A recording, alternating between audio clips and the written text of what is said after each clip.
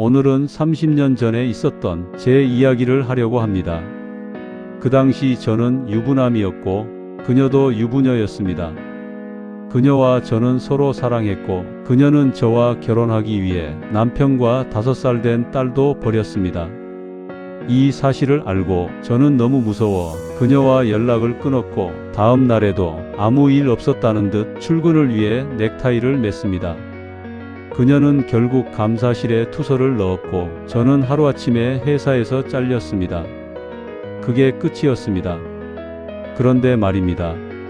30년이 지난 지금도 그 여자 얼굴이 지워지지가 않습니다. 도대체 왜일까요? 정보 보호를 위해 이름과 지역은 각색했음을 알려드립니다. 구독하시면 새로운 이야기를 빠르게 들을 수 있습니다. 실제 제 이야기 시작합니다. 1994년 겨울, 박재호가 영업소 불을 끄는 시각은 항상 밤 11시를 넘겼다. 30살의 그는 대기업 성남 지역 영업소 책임자였다. 직함은 번듯했지만 실상은 달랐다. 매달 말일이 되면 본사에서 팩스가 날아왔다. 빼곡한 숫자들 그리고 그 숫자 아래 찍힌 붉은 글씨. 상사이 전화는 아침부터 걸려왔고 박재호는 수화기를 들 때마다 위장이 뒤틀리는 것을 느꼈다. 집에 돌아가면 아내 김민정이 잠들어 있었다. 그는 냉장고를 열고 찬밥을 꺼내 혼자 먹었다. 아무 말도 없이 그 시절 그의 밤은 늘 그렇게 소리 없이 끝났다. 이은영이 영업소에 들어온 건 그의 봄이었다. 30살 또렷한 눈매에 키가 컸고 외모는 무척 수려했다. 영업을 맡겼더니 첫 달부터 성과가 좋았다. 박재호는 그게 고마웠다.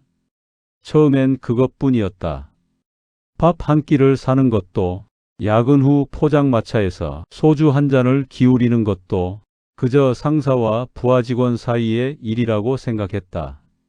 하지만 사람의 마음은 선을 긋는다고 지켜지지 않았다. 어느 늦가을 밤이었다. 빗소리가 요란했고 영업소엔 야근으로 둘 뿐이었다. 박재호는 이은영에게 저녁 식사 겸 반주를 제안했고 이은영은 흔쾌히 수락했다.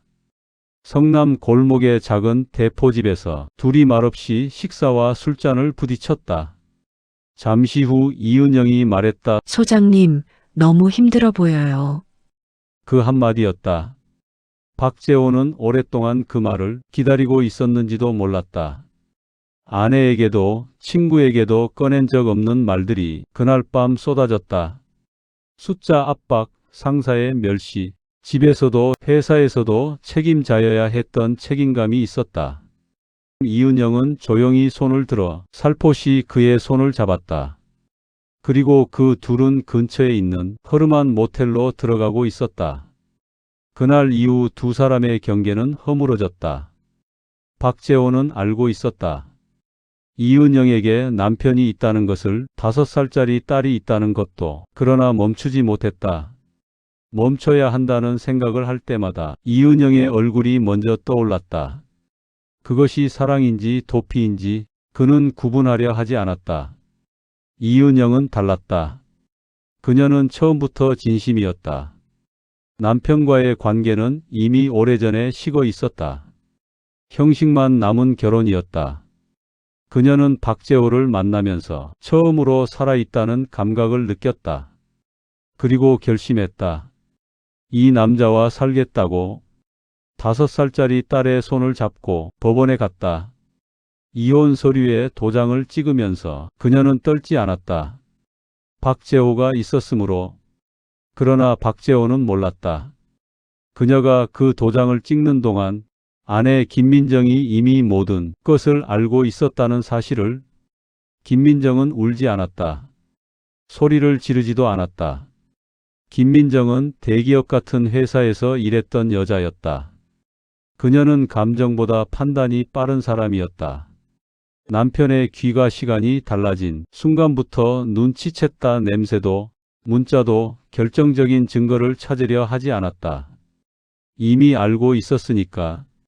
그녀가 선택한 방법은 조용하고 완벽했다. 어떤 경로였는지는 30년이 지난 지금도 박재호는 정확히 모른다. 다만 그 이후 이은영은 조용히 영업소를 떠났고 박재호에게 연락이 끊겼다. 어느 날 갑자기 그녀가 사라졌던 것이다. 김민정은 그날 저녁 평소와 같이 밥을 차렸고 아무 말도 하지 않았다. 박재호도 묻지 않았다. 두 사람은 그렇게 아무 일도 없었던 듯 살았다. 박재호는 안도했다. 부끄럽게도 안도했다. 그런데 이은영은 달랐다. 그녀는 모든 걸 잃었다. 남편도 없었고 돌아갈 자리도 없었다. 딸과 단둘이 남겨진 그녀의 손에는 이혼 서류뿐이었다. 그리고 박재호는 아무 일 없다는 듯 넥타이를 메고 회사에 나타났다. 그것이 이은영을 무너뜨렸다. 그녀가 감사실 문을 연 건 겨울이었다. 손이 떨렸을 것이다. 하지만 봉투를 넣었다 투서였다. 박재호와 자신의 관계, 같이 모텔을 갔었던 날짜, 장소. 그녀가 기억하는 모든 것을 적었다. 그것은 복수였는가? 아니면 마지막 사랑의 표현이었는가? 당신도 아파야 한다는 절규였는가? 나를 끝까지 기억하라는 외침이었는가? 30년이 지나도 박재호는 그 답을 모른다. 봄이 오기 전 박재호는 회사로부터 해고 통지를 받고 짐을 싸는 날 동료들은 눈을 피했다. 오래 알고 지낸 선배도 함께 야근하던 후배도 말을 걸지 않았다. 인사팀 직원만이 짧게 말했다. 수고 많으셨습니다. 박재호는 박스 하나에 책상 위 물건들을 담았다. 엘리베이터를 타고 1층으로 내려오는 동안 그는 아무 생각도 하지 않으려 했다. 생각을 하면 무너질 것 같았으므로 집에 돌아왔더니 김민정이 있었다. 그녀는 박스를 보고도 아무 말 하지 않았다. 그냥 저녁을 차렸다. 박재호는 그날 처음으로 아내 앞에서 숟가락을 놓고 고개를 숙였다. 미안해 딱 두 글자였다. 무엇에 대한 미안함인지는 말하지 않았다. 김민정도 묻지 않았다. 그냥 밥을 먹었다. 이듬해 박재호는 관련 회사에 재취업했다. 다시 숫자를 쫓았고 다시 야근을 했다. 그렇게 30년이 흘렀다. 자녀가 자랐고 집을 넓혔고 부모를 보냈고 친구들과 골프를 쳤고 머리가 휘어졌고 그리고 은퇴했다. 은퇴 후 박재호의 삶은 평온하고 조용했다. 김민정은 아침 일찍 운동을 나가고 그는 혼자 커피를 끓인다. 창밖으로 아파트 화단이 보인다. 계절이 바뀌는 걸 이제야 본다. 30살엔 보지 못했던 것들이다. 그리고 생각한다. 이은영 왜인지 모른다. 수십 년을 살아오면서 기억 속에 남은 얼굴이 많다. 상사도 있고 친구도 있고 부모님도 있다. 그런데 가장 선명한 얼굴은 이은영이다. 빗소리 요란하던 그 밤 자신의 손을 잡던 작은 손 그리고 후미진 모텔 침대 한 번은 이은영이라는 이름을 페이스북, 인스타그램 등에 검색해봤다. 아무것도 나오지 않았다. 주변에 아는 사람을 통해 수소문도 해봤다. 흔적이 없었다. 그녀는 어디서 무엇을 하며 살고 있을까? 그 5살짜리 딸은 이제 35이 됐을 것이다. 이은영이 혼자 키웠을까? 재혼을 했을까? 잘 살고 있을까? 잘 살고 있어야 한다고 박재호는 생각한다. 그게 그가 바랄 수 있는 전부다. 어쩌다 아내 김민정과 마주 앉아 차를 마실 때 박재호는 가끔 이 여자가 얼마나 대단한 사람인지를 새삼 느낀다. 그녀는 그 시절 무너지지 않았다. 소리 지르지 않고 이혼을 요구하지 않고 그렇다고 모른 척하지도 않았다. 조용히 상황을 정리하고 가정을 지켰다. 30년이 지나 돌아보면 그 시절 가장 냉정하고 단단한 사람은 김민정이었다. 박재호는 그게 고맙기도 하고 미안하기도 하고 두렵기도 하다. 어느 날 오후 박재호는 이런 상상을 한다. 전화가 울린다. 이은영이에요. 그 순간 그는 어떻게 할까? 반갑다고 할까? 아무 말도 못할까? 끊어버릴까? 아내에게 먼저 말할까? 아니면 아무에게도 말하지 않고 혼자 나갈까? 그 목소리를 듣는 순간 30살의 자신이 돌아올 것 같다는 것.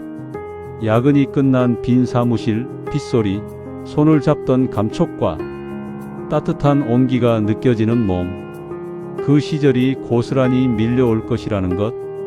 그리고 또 한 가지, 그 전화가 오지 않기를 바라는 자신과 오기를 바라는 자신이 동시에 존재한다는 것. 나는 커피잔을 내려놓는다. 창밖에 바람이 분다. 화단에 나뭇잎이 흔들린다. 30년이다. 그 긴 시간 동안 그는 성실한 직장인이었고 나쁘지 않은 남편이었고 그런대로 괜찮은 아버지였다. 그런데 왜 지금 이 나이에 가장 자주 떠오르는 건 그 시절 가장 잘못했던 일일까? 가장 상처를 준 사람일까? 죄책감인지 그리움인지 미련인지 스스로도 구분하지 못한다. 다만 이것만은 안다.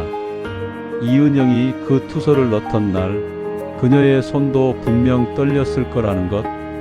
그리고 그 떨림은 분노만이 아니었을 거라는 것. 나는 오늘도 혼자 커피를 마신다. 창밖엔 30년 만에 다시 봄이 오고 있다.